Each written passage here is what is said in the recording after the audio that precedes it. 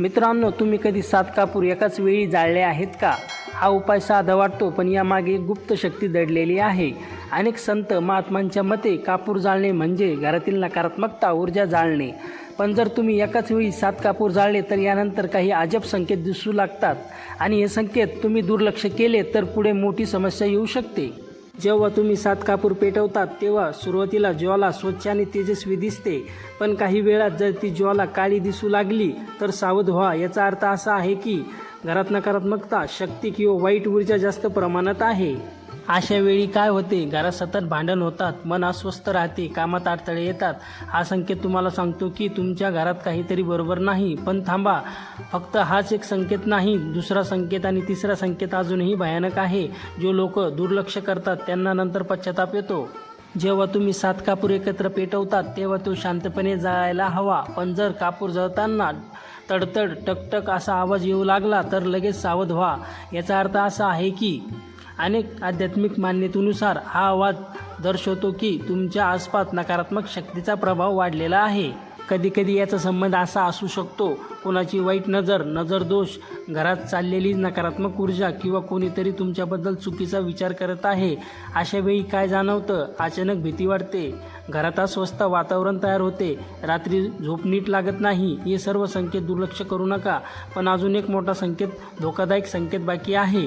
जो दिसला तर लगेच हा उपाय करणे खूप गरजेचे आहे.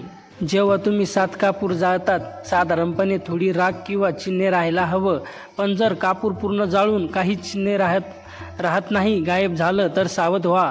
याचा अर्थ असा असू शकतो, आध्यात्मिक मान्यतेनुसार तुमच्या घरात किंवा तुमच्या आयुष्यात खूप मोठ्या प्रमाणात नकारात्मक ऊर्जा शोषली जात आहे. म्हणजे काय? कापूर त्या नकारात्मक शक्तीला पूर्णपणे खेचून घेतो आणि स्वतः नष्ट होऊन जातो. अशा वेळी काय परिणाम दिसतात? कामात सतत अडथळा येतात, पैसे येतात पण टिकत नाही, घरात शांतता राहत नाही, मन नेहमी बेचैन राहतं. हा संकेत खूप गंभीर असतो आणि लगेच काही उपाय करणे खूप गरजेचे आहे. पण घाबरू नका, यावर उपाय आहे आणि खूप सोपा आहे. मित्रांनो, आतापर्यंत आपण 3 संकेत पाहिले. आता सर्वात महत्त्वाचा उपाय जाणून घेऊया. जर तुम्हाला हे कोणतेही संकेत दिसले तर घाबरू नका, पण लगेच हे उपाय करा. रोज सकाळी किंवा संध्याकाळी 1 किंवा 2 कापूर देवासमोर जाळा. यामुळे घरातील वातावरण शुद्ध होते आणि नकारात्मक शक्ती हळूहळू कमी होते. विशेष करून देवाचे नाव घेऊन कापूर जाळा, खूप प्रभावी असते. मिठाचा उपाय. आठवड्यातून 1 वेळा घरात मीठ पाण्यात टाकून पुसून काढा आणि बाथरूममध्ये किंवा कोपऱ्यात 1 वाटी मीठ भरून ठेवा. हे मीठ नकारात्मक ऊर्जेला शोषून घेतं आणि घर हलकं वाटायला लागतं.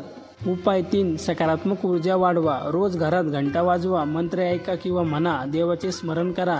यामुळे घरात पॉझिटिव्ह एनर्जी वाढते आणि वाईट शक्ती आपोआप दूर जातात.